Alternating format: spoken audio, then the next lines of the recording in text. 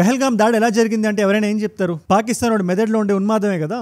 అక్కడ army chief ఇప్పుడు field marshal జనాలను ఉద్వేగపరిచేలా మాట్లాడి ఒక దేశం మీద గుసిగొలిపి బోర్డర్లు దాటించి ఆ స్పీచ్ మీకు గుర్తుండే ఉంటది కదా, ఇదే ఛానల్లో మనం మాట్లాడాం.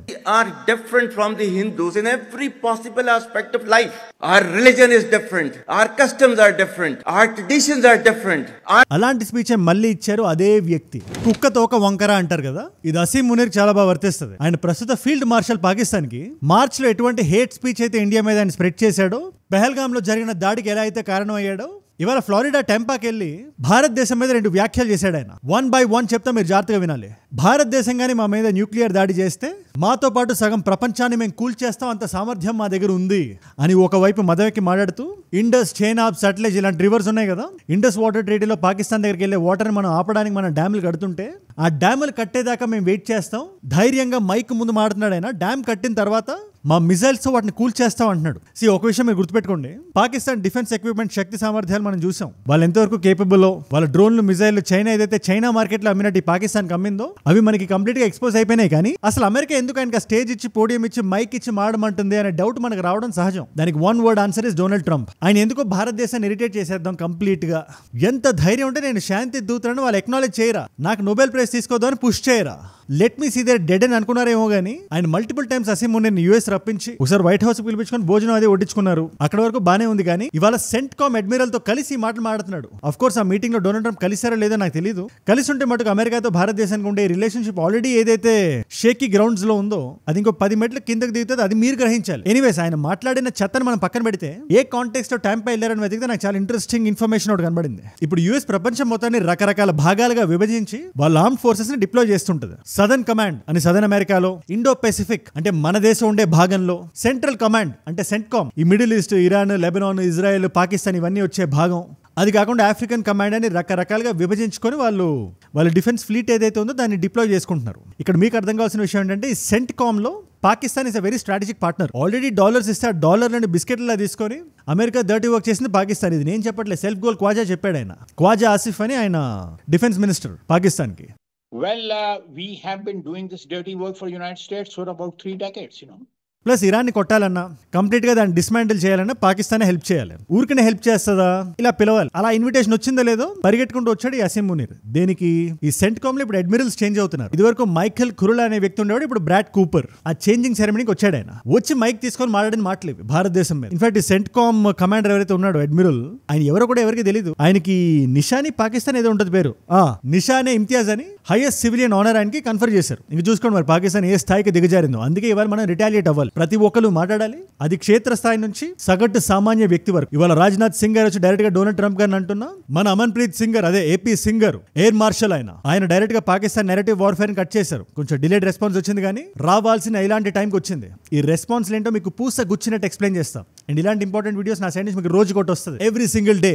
మన లోకల్ ఇష్యూస్ తో మొదలై ఇలాంటి ఇంటర్నేషనల్ జియో పాలిటిక్స్ వరకు నేషనల్ ఇంట్రెస్ట్ ని ముందు పెట్టి భారత్ ఫస్ట్ ఇనిషియేటివ్ తో కాంప్లికేటెడ్ టాపిక్స్ కూడా అందరికీ అర్థమయ్యే భాషలో ఒక 10-15 నిమిషాల్లో ఒక వీడియో చేసి మీ ముందు పెట్టేస్తా. మీలో చాలా మంది చూస్తున్నారు, ఒక నాలెడ్జ్ పిల్ల కన్స్యూమ్ చేస్తున్నారు. దానివల్ల ఎంత మంది కొత్త వాళ్ళకి రీచ్ అవుతుందో తెలుసా? అలాంటి కొత్త వాళ్ళు మీరు కానీ ఉంటే, నేను వీడియో పెట్టుకొని మీ దాకా రావాలంటే మీరు ఏం చేయాలి? కింద కనబడే సబ్స్క్రైబ్ బటన్ నొక్కి పెట్టేసుకోండి. డన్. ఈ కాంటెక్స్ట్ గురించి మీకు ఏమాత్రం అర్థం కావాలన్నా మన రాజ్నాథ్ సింగ్ గారు ఏమన్నారు మీరు వినాలి. He is very clear. భారతదేశం మీద కానీ భారతదేశపు గూడ్స్ మీద కానీ మీరు ప్రపంచం మొత్తం నుంచి ఐసోలేట్ చేద్దామని చూస్తున్నారు. ట్రేడ్ పరంగా వేరే గూడ్స్ తో కంపేర్ చేస్తే మా గూడ్స్ మీద ప్రైస్లు ఎక్కువ పెట్టి మీరు తొక్కేద్దామని చూస్తున్నారు. ఇవాళ ఏ ఒక్క శక్తి కానీ ఏ ఒక్క వ్యక్తి కానీ ఆ వ్యక్తి ప్రపంచం పైన కుర్చీ వేసుకొని కూర్చున్నా కూడా, వరల్డ్స్ మోస్ట్ పవర్ఫుల్ మ్యాన్ అయినా కూడా భారతదేశాన్ని ఒక సూపర్ పవర్ గా ఎదగకుండా ఆపలేరు. ఇది రాసి పెట్టుకోండి అని మీనింగ్ వచ్చినట్టు ఆయన మాట్లాడారు. ఒక్కసారి మీరే వినండి.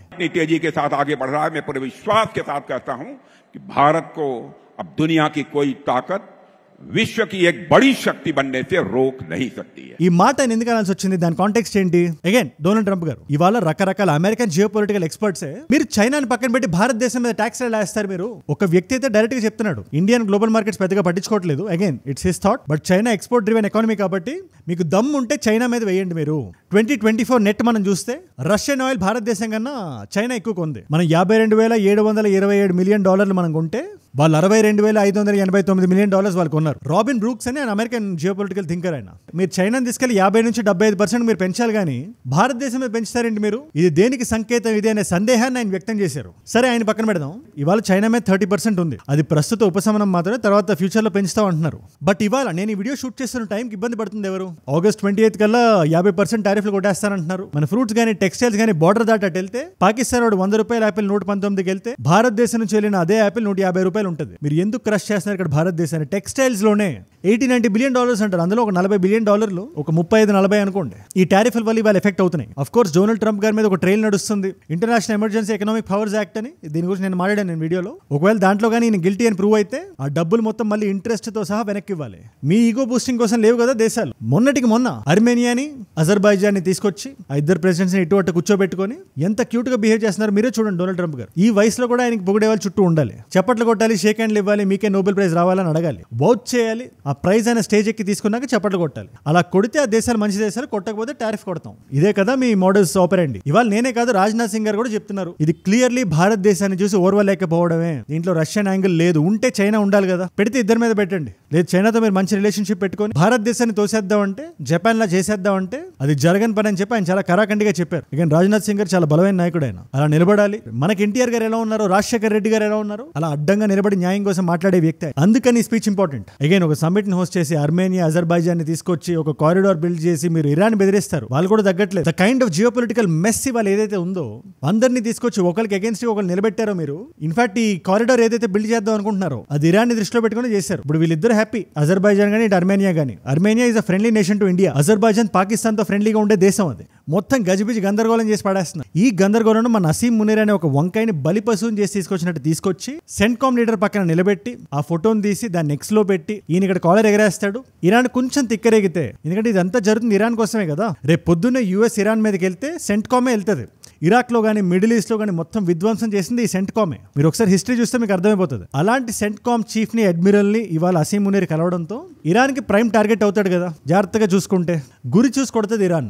మనో టైం దొరికినప్పుడల్లా వైట్ హౌస్కి వెళ్ళి వడ్డీ చూస్తుంటాడు, ఈ గ్యాప్ లో ఏదో చేస్తుంది. ఆయన పెద్ద ఆయన ట్రంప్ గారు హ్యాపీగా రకరకాల పథకాలు పెట్టి ఆ పథకాలకు ఆయన పేరు తగిలించుకొని ఈ అర్మేనియా అజర్బైజాన్ కూడా ట్రిప్ అన్న పేరు పెట్టాడు. అదే ఆ కారిడార్ కి Trump route for international peace and prosperity అని. నేను జోక్ చేయట్లేదు, ఆ పేరే అది. అందుకని చెప్తున్నాను, ఇవాళ పొలిటీషియన్స్ మాత్రమే కాదు, ఏపీ సింగర్ లాంటి వాళ్ళు కూడా బయటకు వచ్చి డిఫెన్సెస్ నుంచి బలంగా మాట్లాడుతున్నారు. ట్రంప్ గారు చెప్పిన దాన్ని రెఫ్యూట్ చేస్తున్నారు పబ్లిక్ గా. ఆయన చెప్పిన టైమింగ్ గురించి మనం డిస్కస్ చేద్దాం, కానీ అసలు ముందు ఆయన ఏం చెప్పారు అనే డౌట్ మీకు వస్తే, ఈ ఆపరేషన్ సింధూర్ టైం ఉంది కదా, మన భారతీయ ఎయిర్ డిఫెన్సెస్ హిస్టరీలోనే one of the largest and longest hit ఇది. పాకిస్తాన్ బార్డర్ దాటి 300 కిలోమీటర్ల లోపలికి చర్చుకొని వెళ్ళి వాళ్ళ 5 ఎయిర్ క్రాఫ్ట్లు మేము కొట్టాం. మేము అవి కూడా F-16s అవి. అది కాకుండా AEWS అని ఉంటుంది, air Born early warning system అని, అది చాలా పెద్ద ఎయిర్ క్రాఫ్ట్. అది దాన్ని కూడా మేము పడగొట్టాం. అది కన్ఫర్మ్డ్ కిల్. అది ఇక్కడ కన్ఫర్మ్డ్ అనే దాన్ని అండర్లైన్ చేసి పెట్టుకోండి. At least 5 fighters confirmed kills and 1 large aircraft which could be either an Elint aircraft or an AEW. ఇది మన ఇన్ఫర్మేషన్ వార్ఫేర్ కి చాలా ఇంపార్టెంట్. మనం గానీ ముందు తర్వాత బొమ్మలు చూపించి శాటిలైట్ ఇమేజరీ ఇచ్చి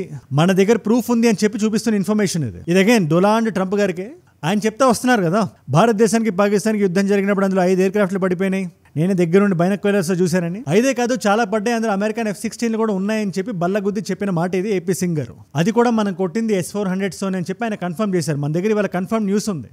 S-400 system which we had recently bought has been a game changer. The range of that system has really kept their aircraft away. ఏవైతే 3 స్క్వాడ్రన్స్ మన దగ్గర ఉన్నాయో S-400 మన రష్యా నుంచి తెచ్చుకున్నావో అవి మనకి పనికొచ్చాయి ఇవాళ అని మనకి క్లియర్గా అర్థమైపోయింది. ఆ నూర్ ఖాన్ బేస్ కానీ ఇంకెవో 2-3 బేసుల పేర్లు చెప్పారు. ఇప్పుడు గాల్లో కొట్టిన F-16 కాకుండా అదే F-16 హ్యాంగర్స్ ఉంటాయి కదా, అంటే బల్క్ లో ఈ F-16 పెట్టి పదిలంగా చూసుకునే హ్యాంగర్లు కూడా మేము కొట్టాము, అందులో కూడా F-16s డ్యామేజ్ అయినాయి అని ఏపీ సింగ్ గారు చెప్తున్న మాట ఇక్కడ. Here there is an F-16 hangar which you can see here, and here this is the photograph again from open source from one of their earlier picture of the same hangar, and here that hangar which is one half of the hangar is gone. He was very clear. And మనం కూడా ఇప్పుడు dots connect చేసి చూస్తే అసలు Donald Trump గారికి ఇబ్బంది ఎందుకు వచ్చింది? ఆయన ఫస్ట్ ఆఫ్ ఆల్ అంత జేడీ వ్యాన్స్ గారు మోదీ గారిని కాల్ చేయడానికి 4-5 సార్లు ప్రయత్నించి కాల్ చేసి పాకిస్తాన్ చాలా పెద్దగా పకడ్బందీగా ప్లాన్ చేస్తుంది మీ మీద అని చెప్పి బెదిరించి మనం ఆపేయడానికి ఎందుకు చూశారు? అప్పుడు దానికి సమాధానం సింపుల్. ఆ రోజు హ్యాంగర్స్ లో అమెరికాకి చాలా తీవ్రమైన నష్టం జరుగుతుంది. అవి 2 విధాలుగా మనం చూడొచ్చు. పాకిస్తాన్ దగ్గర డబ్బులు తీసుకొని ట్రాన్సాక్షన్ జరిగిందా లేకపోతే F-16 అక్కడ పెట్టారో మనకి తెలియదు. సో పోతే నిజంగా వాళ్ళదే పోయి ఉండొచ్చు, లేదా F-16s పోతున్నాయని చెప్పి ప్రపంచానికి తెలిస్తే ఈ F సిరీస్ లో ఉండే ఫ్లైట్స్ ఉంటాయి కదా, F-35s గానీ తర్వాత కొత్తగా తయారు చేసే ఫ్లైట్స్ గానీ వాటిని కొనడానికి ఎవరు ముందుకు రారు. అసలే ఈ ప్రైజెస్ చాలా ఎక్కువ వాళ్ళు ఆఫర్ చేస్తున్న దానికి. మొన్న మన కేరళలో ఒకటి ఉండిపోయింది కదా F-35 అనుకుంటా. ప్లస్ ఇవాళ నిన్నో ఫ్రెష్ న్యూస్ ఇది, జపాన్ లోకి F-35 లాగిపోయిందని చెప్పి. ఇలా రిపేర్లకు వచ్చి ఆగిపోతుంటే వేరే వేరే దేశాల్లో ఎవరు కొంటారు? పైగా ఈ న్యూస్ ఒకటి, అక్కడ డొనాల్డ్ ట్రంప్ గారు హట్ అయిపోయారు. ఎంత ధైర్యం ఉంటే భారతదేశం రియాక్ట్ అయింది, ఎన్ని గుండెలంటే వాళ్ళకి దెబ్బ తగిలితే తిరిగి కొట్టారు, అలా కొడితే గిడితే మేం కొట్టాలి, ప్రపంచంలో మేమే సూపర్ పవర్, అమెరికా లాంటి దేశం గ్లోబల్ సౌత్ దేశం అలా ఎలా రియాక్ట్ అవుతుంది అని వెస్టర్న్ బ్రెయిన్స్ కి అర్థం కాలేదు. ట్రంప్ అనగానే ఒక్క విషయం నేను చెప్దాం అనుకుంటా ఇమీడియట్లీ. ఆయన తెలిసి అంటారా తెలియకంటారా తెలియట్లేదు. ఐ థింక్ ఇవ్వాలి అనుకుంటా ఒక ప్రెస్ బ్రీఫింగ్ నడుస్తుంది వాషింగ్టన్ డీసీలో ఎమర్జెన్సీ అని చెప్పి నేషనల్ గార్డెన్ రప్పించేసి ఆర్మీని నేను పిలిపించేస్తా అని చెప్పి ప్రెస్ తో ఇంటరాక్ట్ అవుతున్నారు ఆయన. అందులో ఏదో మాడుతూ ఫ్రైడే రోజు నేను ఖచ్చితంగా వెళ్ళి రష్యాలో పుతిన్ గారిని కలుస్తానని చెప్పి అన్నారు ఆయన. And it's embarrassing for me to be up here. You know, I'm going to see Putin. I'm going to Russia on Friday. ఆయన కలుస్తుంది అలాస్కాలో. అలాస్కా అమెరికాలో భాగమే. ఆ పక్కన డిఫెన్స్ సెక్రటరీ అనుకుంటా, చూడండి ఎక్స్ప్రెషన్ ఎలా పెట్టాడు. తర్వాత అది క్లారిఫై చేసుకోవడానికి తల ప్రాణం తొక్కొచ్చింది అమెరికాకి. లేదు కలిసేది అలాస్కాలోనే, అలాస్కా అమెరికాలో భాగమే, అదే రష్యన్ కింగ్డమ్ మనకి 1867లో అమ్మేసింది. ఇదంతా ఓకే, ఇది తెలియకుండా జరిగిన తప్పు అనుకుందాం. మరి తెలిసి చేస్తున్న ఈ తప్పేంటి? మరి భారతదేశం లిటరల్లీ ఇవాళ ఎంత న్యూట్రల్ గా వీలైతే అంత న్యూట్రల్ గా ఉంటుంది. జెలెన్స్కీతో పీఎం మోదీ గారు ఫోన్ మాట్లాడారు. సెప్టెంబర్ లో ఆయన కలుస్తానని, ఆ రష్యా యుక్రెయిన్ వార్ సెటిల్ అవడానికి మన భాగం మనం చేస్తున్నాం. అది సెట్ అయితే అమెరికాకే లాభం. ఈ ట్రంప్ గారే నోబెల్ ప్రైజ్ కొట్టేయచ్చు. అయినప్పటికీ అదే అమెరికాలో 2 సార్లు 2 నెలల గ్యాప్ లో అసీం మునీర్ని పిలిపించి ఇలాంటి స్టేట్మెంట్లు ఇప్పించడం ఎంతవరకు కరెక్ట్ అని మీరు అనుకుంటున్నారు? ఇది నేను చెప్తున్న మాట కదా, ఎక్స్ పెంటగన్ అఫీషియల్స్ చెప్తున్నారు. అలా బయటికి బహిరంగంగా వచ్చి ఒసామా బిన్ లాడెన్ కి సూటు బూటు వేస్తే అదే అసీం మునీర్, అలాంటి వ్యక్తి మీరు ఎలా రప్పిస్తారు అని వాళ్ళు అడుగుతున్నారు క్వశ్చన్. సరే వాళ్ళని కూడా పక్కన పెట్టండి. జర్నలిస్టులు ఇవాళ వైస్ ప్రెసిడెంట్ మన జేడీ వ్యాన్స్ గారు, మీరు చైనా మీద మీరు ఎందుకు వేయట్లేదు టారిఫ్ లోడ్, చైనా మీద మీరు టాకో అయిపోవచ్చు, భారతదేశం మీద మీరు వేస్తారని అడుగుతున్నారు. మీరే వినండి ఒక్కసారి. Well, the president said he's thinking about it, but he hasn't made any firm decisions. Obviously, the China issue is a little bit more complicated because our relationship with China it affects a lot of other things that have nothing to do with the Russian situation. So the president's reviewing his options and of course going to make that decision when ఇక్కడ JD Vance గారికి కూడా చెప్పడానికి ఏం లేదు. ఆయన ఏదో cover drive అడ్డానికి చూస్తున్నారు కానీ క్లియర్ గా ఉంది చైనా పట్ల చూపించే పార్షియాలిటీ, పాకిస్తాన్ పట్ల చూపించే దాని ప్రేమనాలో క్రాస్ కనెక్షన్ అనాలో ఏమనాలో అర్థం కావట్లేదు. బట్ ఈ అభినవ సంబంధం ఎంత ముదిరిందంటే బలూచిస్తాన్ లిబరేషన్ ఆర్మీని, వాళ్ళ గురించి నేను సెపరేట్ వీడియో చేశా, వాళ్ళ ఫ్రీడమ్ స్ట్రగుల్ గురించి. దాన్ని థర్డ్ పార్టీ ఉగ్రవాద సంస్థగా అమెరికా గుర్తించడం, ఎన్ని ఫేవర్లు చేస్తారు, ఎన్ని అసీం మునీర్కి. నేనైతే స్ట్రాంగ్ గా ఒకటే బిలీవ్ చేస్తున్నాం, ఆయన ఎంత ఎదిరించినా ఎంత బెదిరించినా మనం లొంగకూడదు. మన సోవరెంటీని మనం ఇవాళ నిలబెట్టుకోకపోతే రేపు పొద్దున ఏ దేశమైనా మనం ఎక్కి తొక్కుదామని అనుకుంటుంది. వీళ్ళు బాగా క్రష్ చేసి కార్నర్కి పుష్ చేస్తే మనం చెప్పింది వీళ్ళు వింటారు, భారతదేశం వింటది అనే నమ్మకాన్ని మనం వేరే వాళ్ళకి ఇవ్వకూడదు. We shall stand our ground, we are a sovereign nation అనే ఇంప్రెషన్ మాత్రం మనం ఇవ్వగలగాలి. దీని మీద మీరు ఏమంటారు నాకు కింద కామెంట్స్ లో ఖచ్చితంగా రాయండి. ఉంటే గింటే పాకిస్తాన్ లో మా కాళ్ళ కింద ఉండాలి, మా మోచేతి నీళ్లు తాగాలి అనుకుంటారేమో కానీ భారతదేశం ఒక సోవరెన్ నేషన్.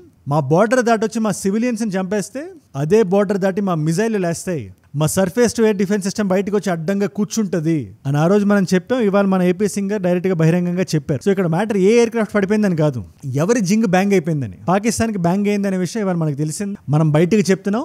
నెక్స్ట్ టైం కానీ పాకిస్తాన్ మన మీద ఇలాంటి దాడే కనుక చేస్తే ఆన్ గ్రౌండే కాదు ఇన్ఫర్మేషన్ పరంగా కూడా, ఆ వార్ఫేర్ పరంగా కూడా మనం ముందుంటాం. మనం తప్పులు చేస్తాం, తప్పుల నుంచి మనం నేర్చుకుంటాం. ఈసారి ఎక్కడో ఇన్ఫర్మేషన్ వార్ఫేర్ లో మనం 2 అడుగులు వెనక్కున్నాం. నెక్స్ట్ టైం అలా జరగదు, జరగకూడదు. దీని మీద మీరేమంటారు నాకు కింద కామెంట్స్ లో ఖచ్చితంగా రాయండి. బాలాకోట్లో మేము లోపలికి వెళ్ళి మాకు ఇంటెలిజెన్స్ ఎలా వచ్చిందో, మేము వాళ్ళు ఎలా కొట్టామో అది మాకు తెలుసు కానీ ప్రపంచానికి తెలియలేదు. మన దేశంలో ఉండే వాళ్ళే మమ్మల్ని డౌట్ చేశారు అని చెప్తుంటే చాలా బాధాకరంగా ఉంది. ఇది మన దేశం, ఇది మన దేశం వెనక మనం నిలబడకపోతే ఎవరు నిలబడతారు? మనం నిలబడి గట్టిగా మాట్లాడితేనే జరిగింది. అది కూడా జరిగింది, నిర్భయంగా మాట్లాడాలి. మాట్లాడకపోతే ఇదే జరుగుతుంది. అందుకే ఈసారి పకడ్బందీగా ఆ శాటిలైట్ ఇమేజరీ కానీ మనకు రావాల్సిన ప్రూఫ్స్ కానీ మనం పెట్టుకొని మనం మాట్లాడుతున్నాం. పాకిస్తాన్ వాళ్ళకి వీడియో గేమ్ ఫుటేజ్ చూపించట్లేదు మనం.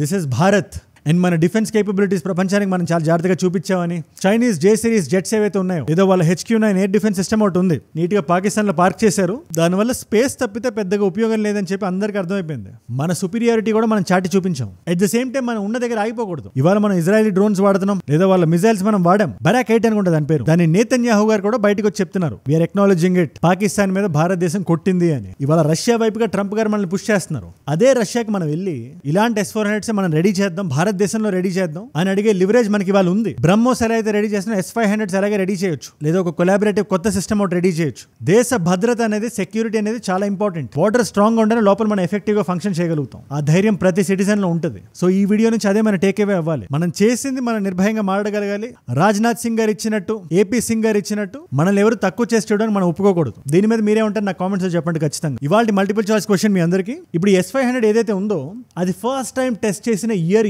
ఏది? రష్యా. జాగ్రత్తగా వినండి. ఫస్ట్ టైం టెస్ట్ చేసిన year. Option A is 2018, option B is 2017, option C is 2022, option D is 2021. తెలిస్తే కింద రండి. తెలుసుకుందాం అనుకుంటే మీరు ఇన్స్టాగ్రామ్ వచ్చేసేయండి. అజయ్ ఫ్రమ్ ఏజూడ్ అని ఉంటుంది. అజయ్ ఫ్రమ్ అని రాస్తుంటే పక్కన వచ్చేసేది ఒక టిక్ మార్క్ ఉంటుంది. వెరిఫైడ్ ప్రొఫైల్ 1+ మిలియన్ ఫాలోవర్స్ ఉంటారు. రండి అక్కడ వచ్చేసేయండి. అక్కడ ఇలాంటి వీడియోస్ ని రీల్స్ లో చూడొచ్చు. నా లైఫ్ లో నా చుట్టూ ఏమైనా జరుగుతున్నా, ఏదైనా వీడియో ఐడియా టాపిక్ నాకు ఇద్దాం అనుకున్నా, లేటెస్ట్ న్యూస్ ని స్టోరీస్ లో చూద్దాం అనుకున్నా, ఇలాంటి క్వశ్చన్స్ ఆన్సర్స్ మీరు చూద్దాం అనుకున్నా, ఇట్స్ అ గ్రేట్ ప్లేస్. ఒకవేళ అక్కడ లేకపోయినా కూడా ఏజూడ్ రీల్స్ అని చెప్పి మన పేజ్ అది ఖచ్చితంగా అక్కడ పెట్టేయమంట. అండ్ బై ద వే ఏజూడ్ గ్లోబల్ అని చెప్పి మన ఇంగ్లీష్ ఛానల్ అది. మీ నాన్ తెలుగు ఫ్రెండ్స్కి ఎవరికైనా వీడియో షేర్ చేద్దాం అనుకున్నా, లేదా మీరే కన్స్యూమ్ చేద్దాం అనుకున్నా, it's a great channel.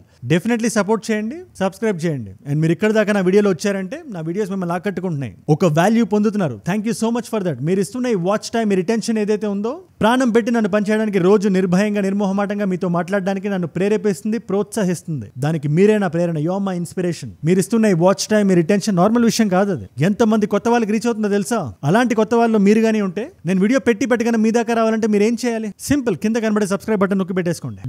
Done. మీకోసం 2 కాంప్లిమెంటరీ వీడియోస్ పెడతాను నేను. ఇదే జియోపొలిటికల్ టాపిక్ లో ట్రంప్ పుతిన్ మీటింగ్ గురించి మీరు ఏమైనా తెలుసుకోవాలంటే August 15th నడుస్తుంది అది. ఆ వీడియో ఇక్కడ ఉంది. లేదా జియోపొలిటికల్ గా అసలు టారిఫ్ ఏంటి, అసలు గొడవ ఏంటి, ఎప్పుడు మొదలైంది, ఆ 25% ఏంటి, 50% ఏంటి, ఆ డౌట్స్ మీకు ఏమున్నా ఆ వీడియో ఇక్కడ ఉంది. మీకు ఏ వీడియో ఇంట్రెస్ట్ ఉంటే ఆ వీడియోని చూడండి. నేను మళ్ళీ మిమ్మల్ని రేపు కలుస్తా. మనందరం కలిసి పెరగాలి, కలిసి ఎదగాలి. Let us all grow together. Let us all rise together. Rise above ignorance, rise above arrogance, rise above hate. ఏజూడ్ అంటే మనం. జై హింద్, జై భారత్, జై ఆంజనేయ, ఓం నమః శివాయ.